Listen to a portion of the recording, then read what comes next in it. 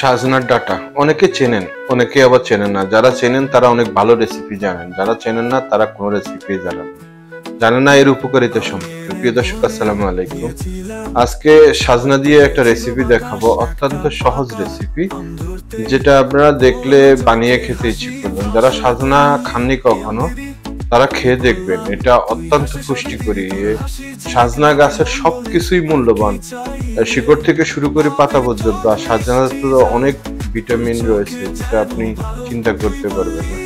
তো এর জন্য আমরা সাজনাকে ডাঁটার মতো করে কেটে নেব। অবশ্যই উপরের আঁশ যতটুকু সম্ভব ফেলে দেব, এতে খাইতে আঁশ মুখে লাগবে না। আর একটা কি করব, রেসিপি তৈরি করব। তার জন্য কড়াইতে কিছু তেল দিয়ে দিচ্ছি, সরষের তেল, সয়াবিন তেল, সবচেয়ে ভালো যেটা অলিভ অয়েল, যদি আপনি সম্ভব হয় খাবেন, না হলে সরষের তেল বা সয়াবিন তেল দিয়ে সেটাকে কিছুক্ষণ ভাজবেন। মোটামুটি ভালো করে ভাজবেন যাতে একটি ক্রিস্পি ভাগ চলে এসে হালকা। তারপরে আমরা একটা মশলার জন্য এর আগে দেখেছেন কিছু ধনিয়া পাতা, কিছু সরিষা, তারপরে কিছু জিরা, কিছু লবণ, পর্যাপ্ত পরিমাণ কাঁচামরিচ, কিছু সরিষা দিয়ে সেটাকে ভালো করে গ্রাইন্ড করে নেবেন। এমন ভাবে গ্রাইন্ড করবেন যাতে মোটামুটি সবকিছু পেস্ট হয়ে যায়। আর আমার এখানে সাজনা ডাঁটাগুলো ভাজা হয়ে গেছে। আমি সেখানে হালকা একটু লবণ দিয়ে দিলাম, তারপরে হালকা হলুদ গুঁড়ো দিয়ে দিলাম, হালকা একটু কালার দিলাম, খুব বেশি না। তেলের মধ্যে দিচ্ছি, এতে খুব বেশি কালার ছড়াবে না। আমার রান্নাটা অনেকটা সবুজ সবুজ হয়ে যাবে। যে আমার হলুদের গ্রাম যখন চলে যাবে তখন আমি এতে আমার পেস্টটা দিয়ে দেব।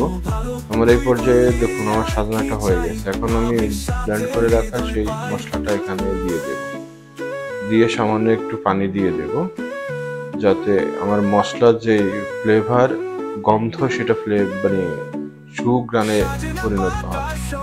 গ্রানটা যাতে সুঘ্রাণ হয় সেরকম পর্যন্ত আমরা এটা করব। তো আমরা এই সাজনা আসলে অনেকে চেনেন, যারা চেনেন না তাদের জন্য হয়তো বা হতে পারে এটি একটি বেস্ট রেসিপি। ভিডিওটি ভালো লাগলে লাইক, কমেন্ট, শেয়ার এবং সাবস্ক্রাইব করবেন। তো দেখুন আমার সাজনার কালারটা ঠিক এরকম আসছে।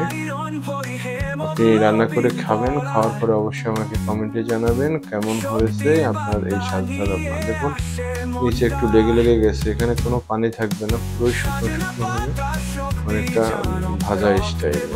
এই পর্যায়ে হয়তো আমি নামিয়ে নেব।